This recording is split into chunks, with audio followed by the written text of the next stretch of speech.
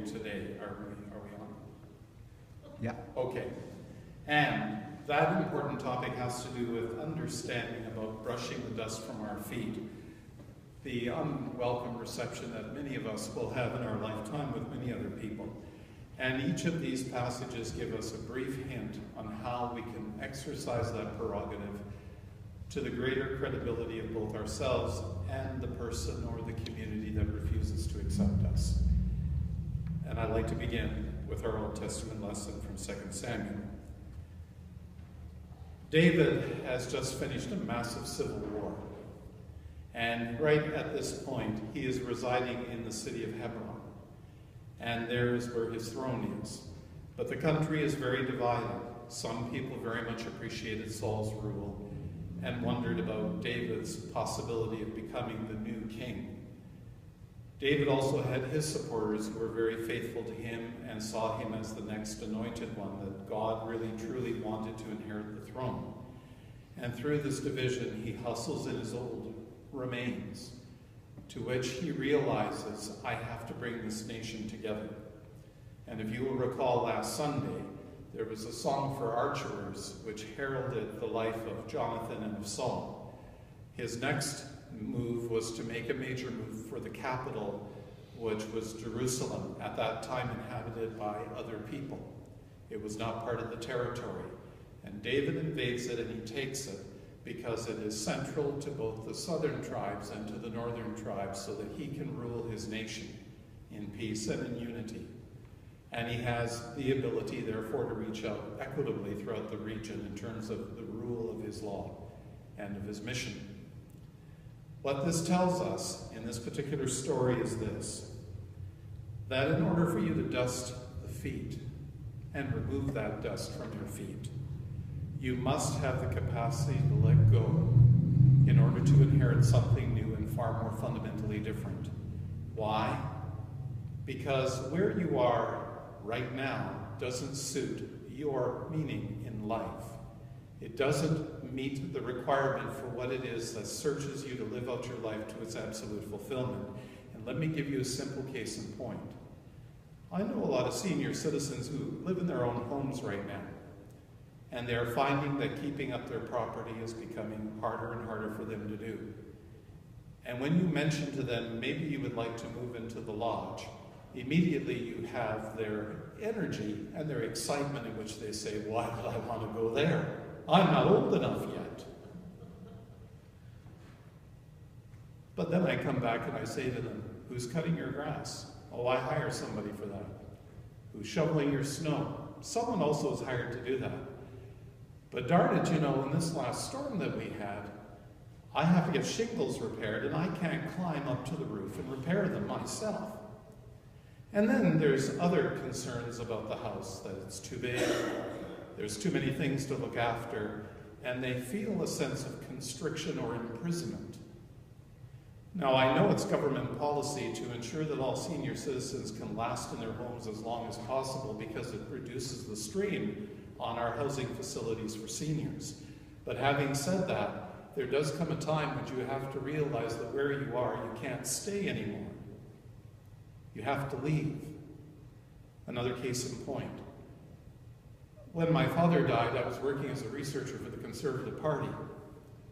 And I found that as a researcher, I wasn't doing very well at the job. More importantly, I was also disagreeing with the party in terms of their election profile and what I thought were the issues of the day.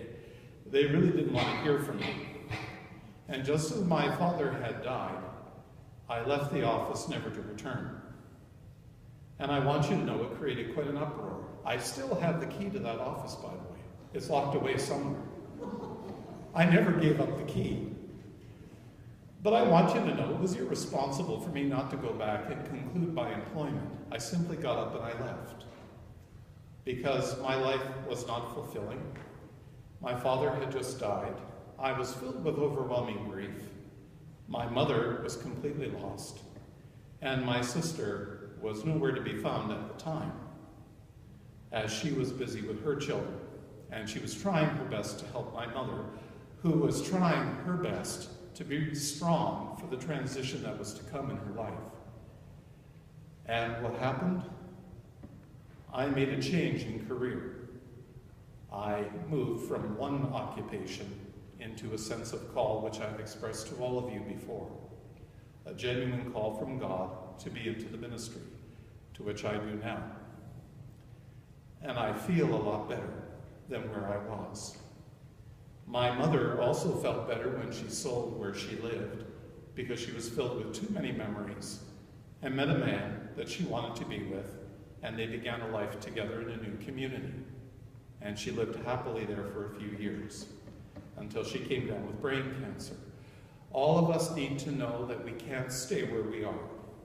All of us, if we want to brush the dust from our feet, need to realize that we have to let go of certain edifices, certain meaningful events, in order to embrace what waits us all into the future. We have to transition. And part of transitioning is to brush the dust from your feet, to say goodbye to the house you had, or the occupation that you once knew, and the associates who which you got to know through that job where you worked. It's time to embrace something different and to make a shift, just as David did from Hebron to Jerusalem. Now in 2 Corinthians, we have something completely different. Paul is talking about his conversion experience on the road to Damascus some 14 years earlier. And he talks about it as, I'm not sure if I was lifted out of my body by the Spirit or whether I had a vision, but I know this, that something happened with me in terms of God wanting to have me be his mission for the Gentile people. Having said that, there was a problem with Paul. He suffered malaria. Malaria was indicative of the Tarsus region from which he came from. And most historical records can verify that malaria was quite strong in that particular region of Turkey where he grew up. He was afflicted with it. Some days he felt better than others. Some days he was far weaker than others. And Paul was greatly frustrated and thought that Satan was tempting him, which is a nice way to say, I have no knowledge about science, which we do today, and we call it malaria. But for him, it was the devil holding him back from his potential. Here's an answer. Paul received it from God through prayer. What is it? Despite your weakness, carry on. In fact, embrace your weakness, because it will be your strength. Let me give you a couple points for illustration. I knew a person one time who was afflicted with a mental health issue, a very dear friend of mine. And everywhere he tried to get a job, he couldn't get it because of his particular mental condition. I won't go into detail, as I wouldn't want to embarrass him, should he ever hear this live on YouTube. But what he did was he finally found a place in which he helped other people who were coming off the street looking for something to eat and to get clothing. And he was very good at it. He was helpful to the drawn who were lost and alone.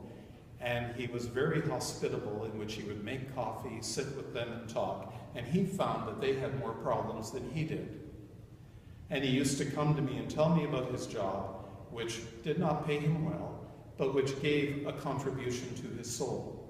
And he was happy with what he did. And he filed up papers and once in a while met with clientele off the street, and he just enjoyed himself thoroughly. And he also discovered that some of them also had mental health issues that were different from his own. And he began to embrace his own weakness because he saw it as a strength, because the clientele suffered all kinds of mental health issues, including deep intoxication with alcohol and with drugs. And he lived a life that he truly enjoyed, where he reached out to others who were just as vulnerable as he was. One of the key things about ministry, and I've seen this many times, is that people will advertise for a minister, and I always like to read the advertisement and what they require for a minister. And it's amazing. They want that minister to be all things to all people, which is impossible. And they want certain talents and abilities that they think will change their congregation. And one day, I bumped into a colleague of mine who was having trouble in her particular congregation. Why? because she didn't meet the bill. She began to doubt herself. She came to me in tears. She shared with me her anxiety and her concern over what would happen to her. And to make a long story very short, she's reassessing whether to stay in ministry or not. But she has an incredible gift. And her gift is that she has the ability to use technology like nothing I've ever seen before. And she is now searching out a place where she can exercise those gifts, where they are desperately needed by community organizations. And she's feeling better. She's feeling happier. And she's realizing that her life is going in an entirely different direction. There's nothing wrong with being weak. It will show you your greatest strength. My last point, and it comes from the Gospel of Mark. Part of it wasn't read, which had to do with the fact that Jesus is in his own hometown of Nazareth. And people say, isn't that Mary's son? Isn't that Joseph's carpenter's son? And they all talk about him from what they know of him in his past.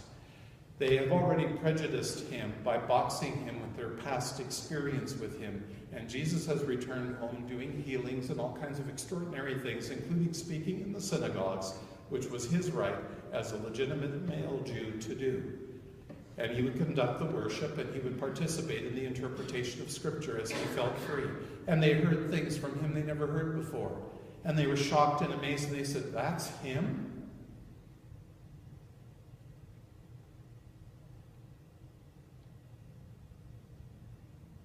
Then the story goes a different direction. Jesus instructs his disciples that they go out with as little as possible, but that they never try to return home, for their journey is always going forward, completing the mission. And they don't need all the things that they should take with them. They don't need the comforts of home. They just need to be able to feel safe and secure, and be able to know that where they are rejected, rather than trying to convince people that they're right and they're wrong, it's just nice to take your sandals off and shake the dust as an action of rejection and an acceptance of loss. I'd like to give you a simple case in point. I remember a long, long time ago this extraordinary story by a man who had diabetes. And he was my neighbor at the time when I was growing up. And he used to fix our television sets. Remember those old TV sets with the big tubes? And how they would blow on you in the middle of a good show, and then your TV wouldn't work?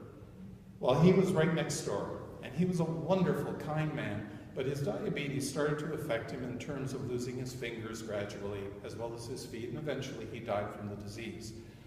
A wonderful man that I will never forget. And I can remember being just as high as he'd be working behind the TV, changing the tubes and doing all kinds of things. And I never knew why he lost a finger here or a thumb there. I couldn't understand what was going on at the time, until my mother had shared with me that he had diabetes in the extreme form, and there was not much they could do for him.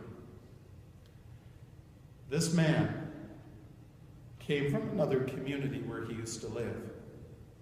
And the community that he lived in at that time saw him as being knowledgeable about technology with TV, skilled with the ability to repair, even blindfolded.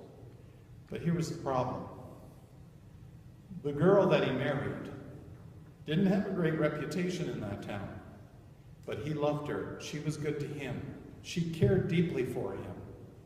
And she was one of the most beautiful angels I've ever met in terms of a woman.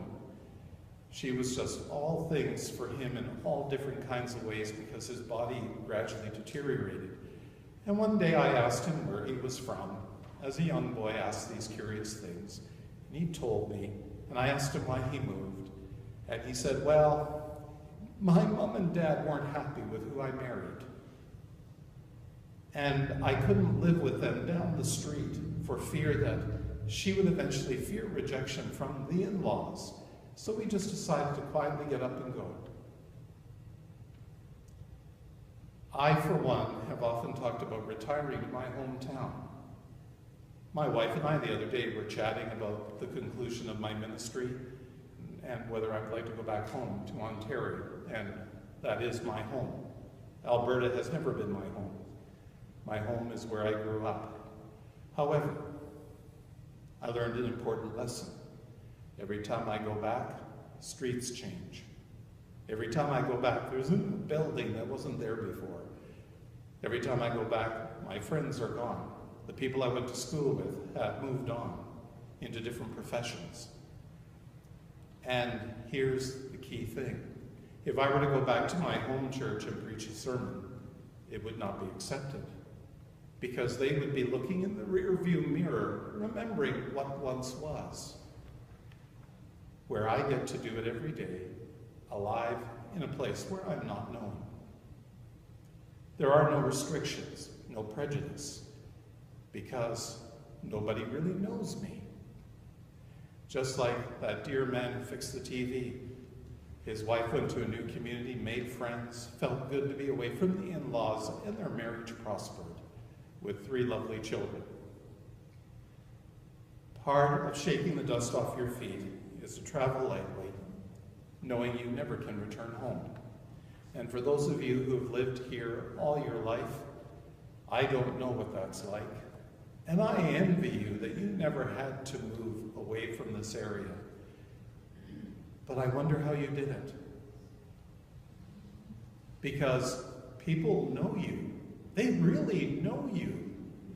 And sometimes they put you in a box that never can let you be free.